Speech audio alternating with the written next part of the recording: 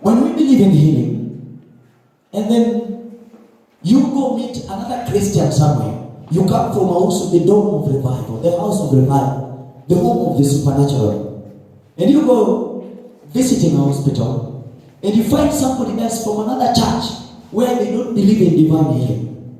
And then you go and see this person and say, hey, huyu mtu si pia ni Mkristo kama mimi. And you begin getting into communion with this person. And then you will be saying that, oh, kumbe, somebody who is saved, like this brother is saved, can also stay in the hospital. The moment you have come to the knowledge of that, you come to believe it. Once you have believed it, it also happens to you that you get sick and stay with Jesus in you in the hospital. Don't you see the faith that could have been is already drained away? And now you're the same with this person who never believed in the power of healing. Who is in your company as a Christian? Who is in your company? You know, some of us have an habit of dating somebody you don't even profess the same faith with. I want to teach you. If you want to go into a relationship, don't look for somebody that your faith basis is different. That person will drain you. Go to somebody whom you know professes the same faith like I have. Don't settle for less.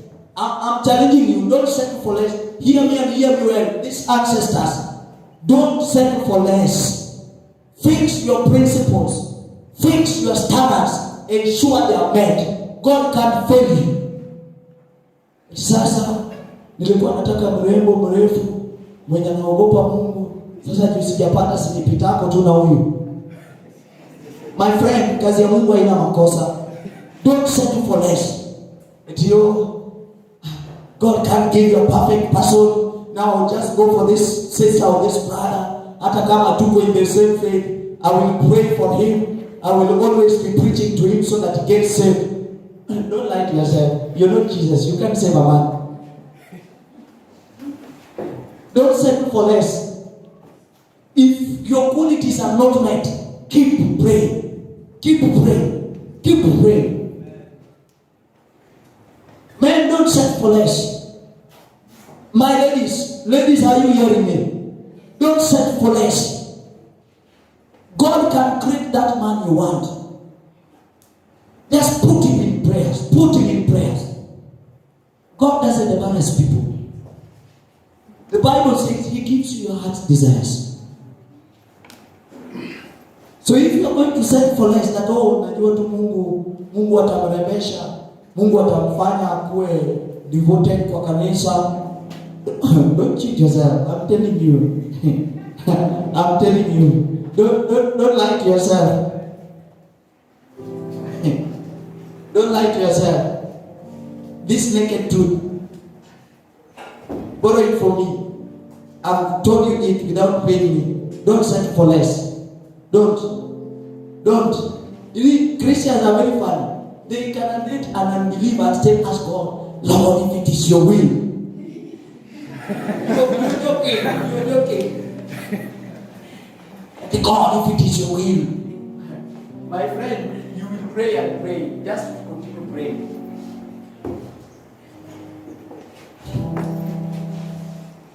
The company of an eagle stays alone. It can only flock together with other eagles so that they fly high. They don't fly lowly. That is why we can't see them here. They fly high, very high. They fly very high. They fly very high.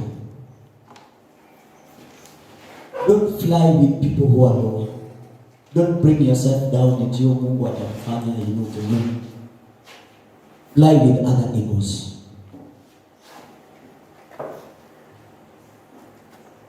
Another principle, number 5, is the eagle in the midst of the air.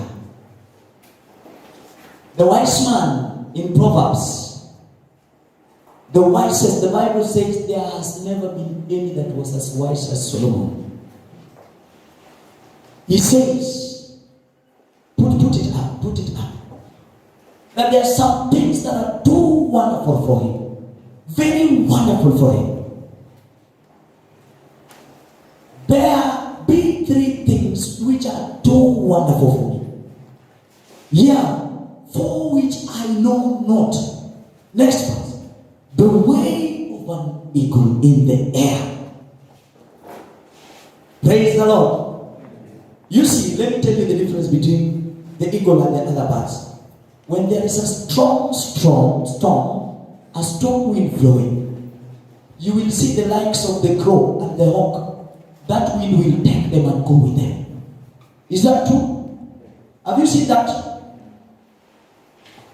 The wind will flow with them together, with all the rubbish. You see the wind, when it flows, it carries with itself rubbish. So it will flow with them with all that rubbish. It carries the hawk and the crow and they are going.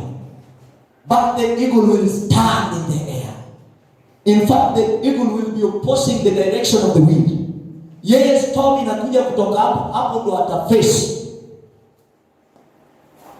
There are Christians that when there is a problem in church, they will be the first people to run away.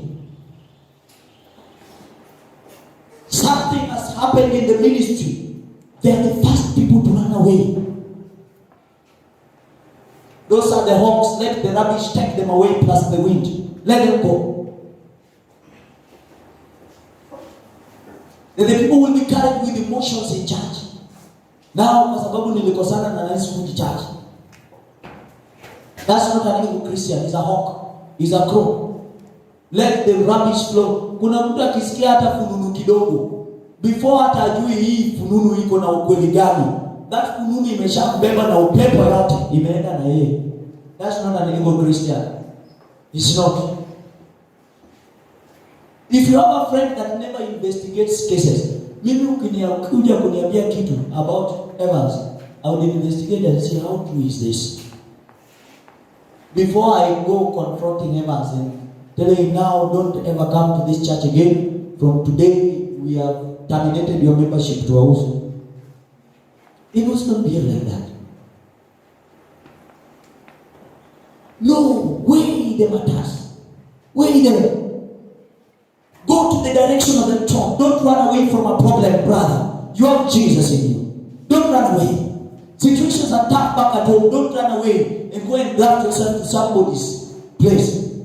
Situations are stuck with your spiritual father, your spiritual mother. Don't run away from him. Don't run away. Maybe he has gone into an error. Don't run away. Stay there. Make the change. That is the evil Christian.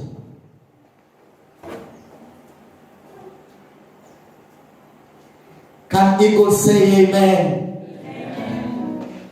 Wow. It stands in the air. Very high up. The winds are so strong, but the eagle is not blown.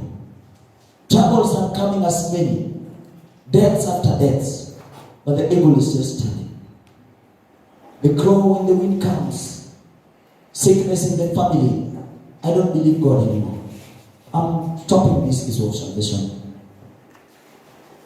Mbona nilienda kwa church ndio ikaanza kufanyika? I will not go to church anymore. Mimi naachana. Hii maisha ni ngumu.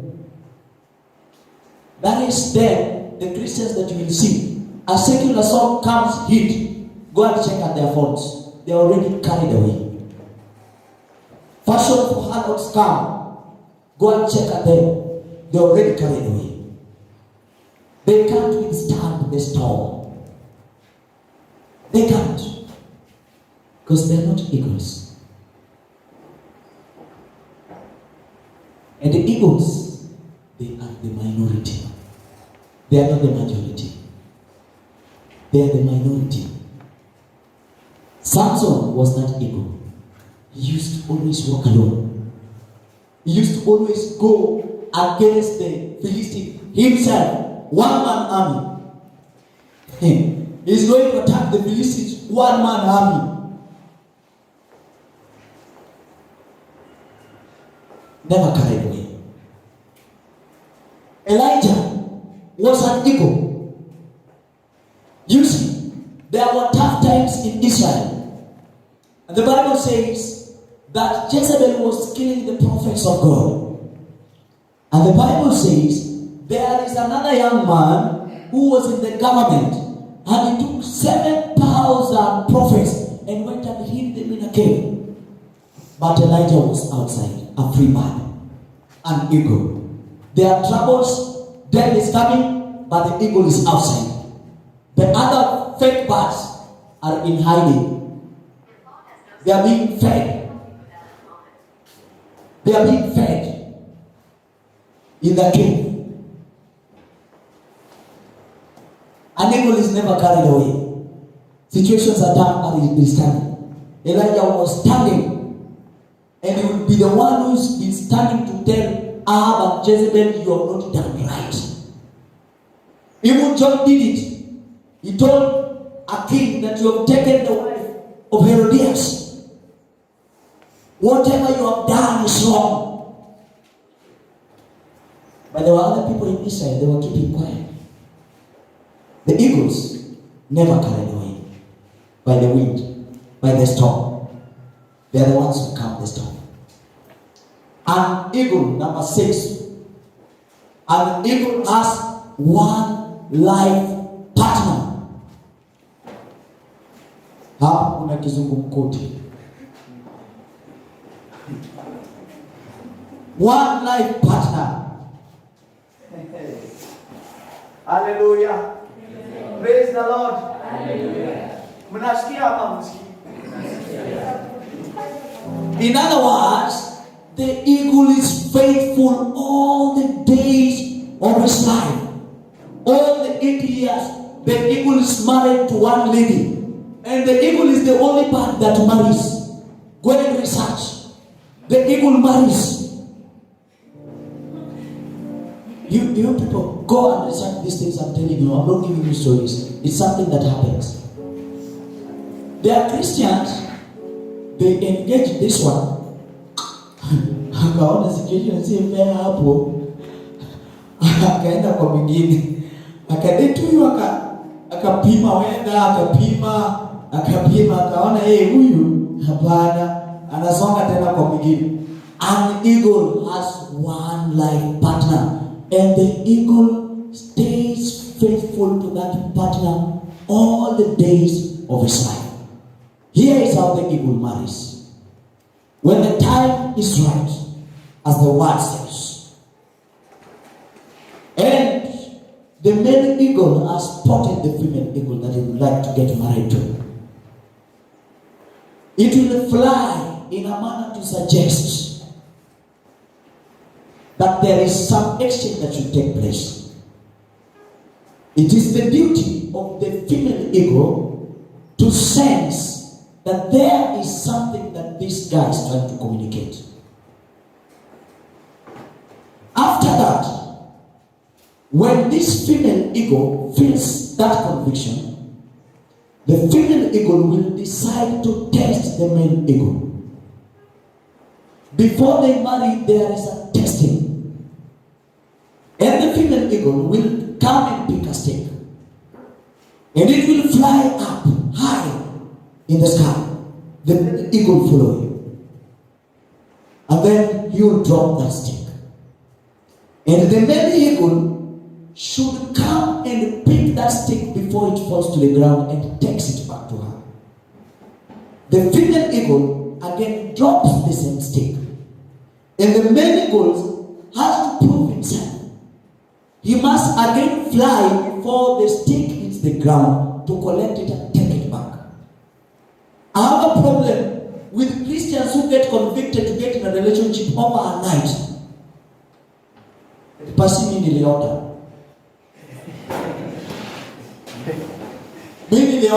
niliota Chris akinivisha ring.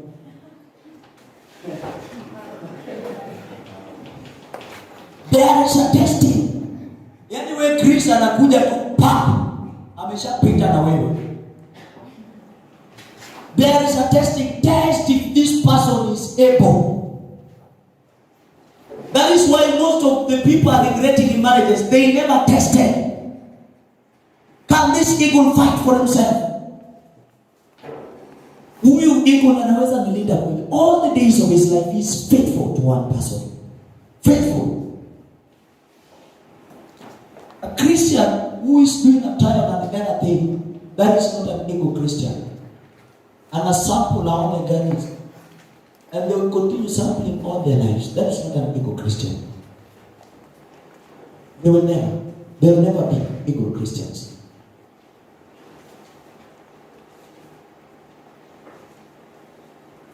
See with the eyes of forever.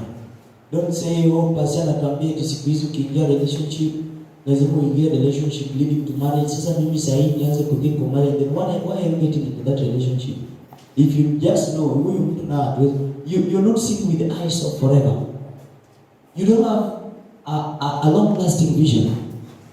You just want things that zinaenda kufurahisha campus and then you go back home drained after the 4 years. Drained and broken. You're not seeing with the eyes of forever. And the eagle sees with the eyes of forever. Permanency. Permanency. Another I'm almost winding up. Change. Another principle in the eagle's life. Change. Change. Tell your neighbor, change. An eagle at 40 years old is very old.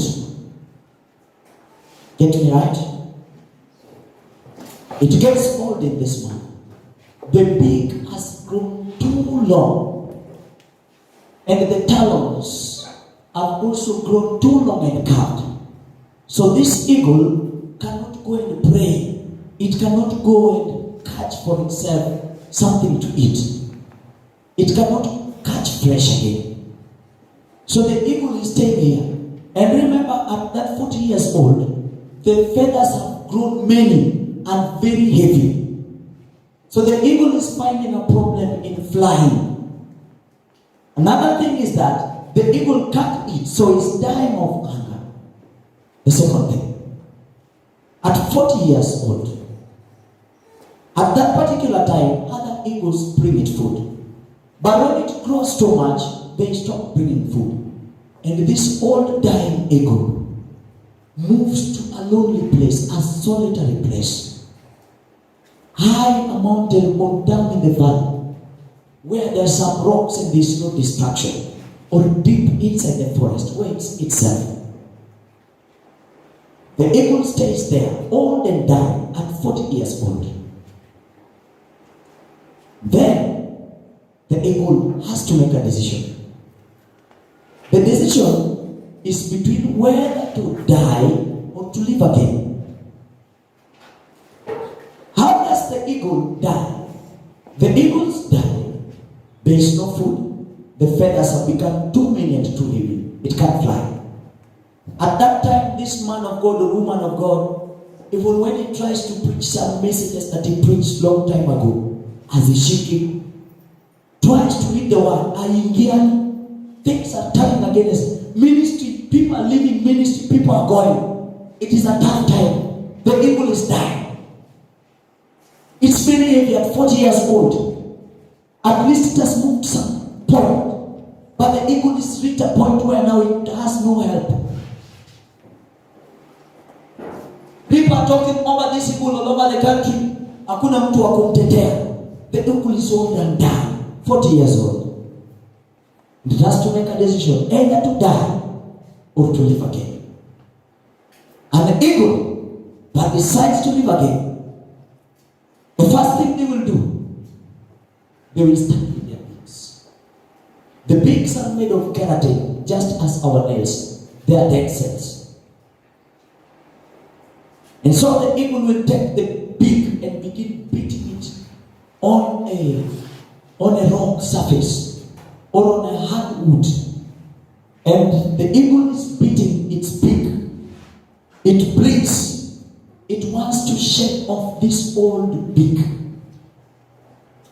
When God wants to revive you, He will begin with your mouth. That is why the eagle begins with its beak.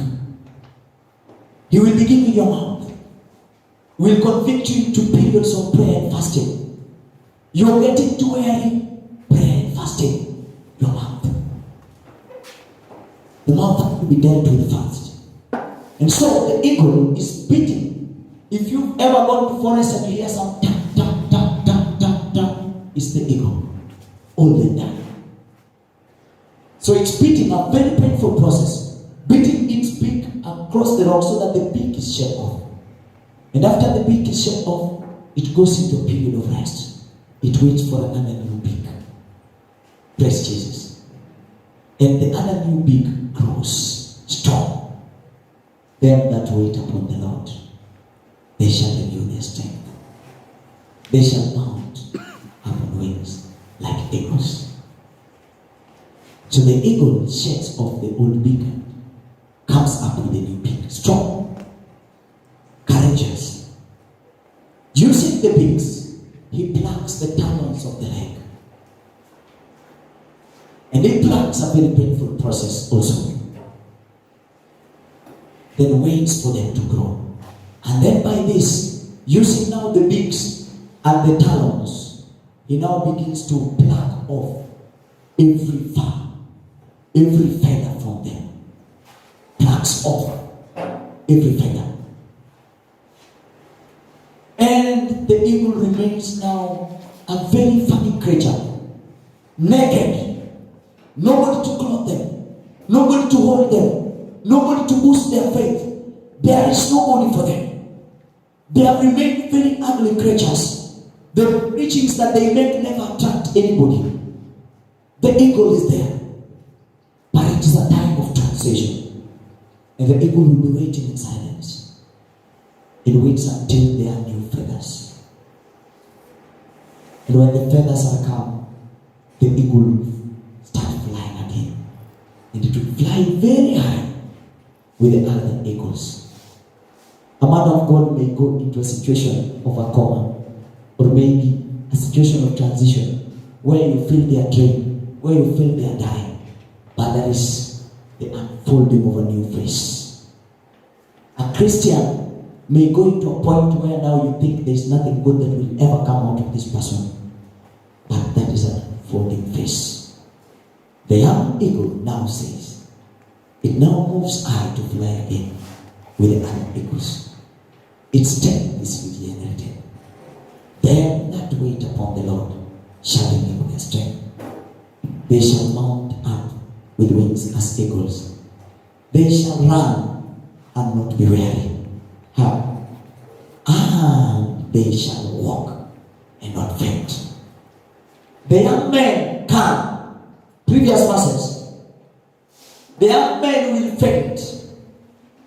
But now the eagle beak, you can think is foolish, keeping quiet, not talking about certain things that you feel as a young eagle, this old eagle should talk about. But the eagle keeps silent because he knows what is good.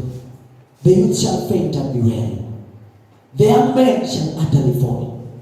But them that wait upon the Lord, they shall renew their strength. At 40 years old, the young eagle's strength is renewed. Praise the Lord. You faced situations that have drained you. You faced things that have made you feel worthless in the work of salvation and felt like God is no longer with me. It is an unfolding of another face. The eagle is renewing its strength. The eagle is coming back to life again. The old eagle can now go back and do prayer again. The old eagle. Praise the Lord.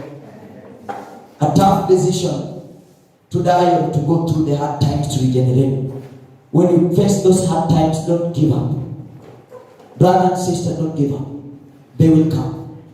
It is an unfolding of a new face. Everybody can be speaking against you. Everybody can be speaking against your heresy. It is an unfolding face for you. The eagle can renew its strength.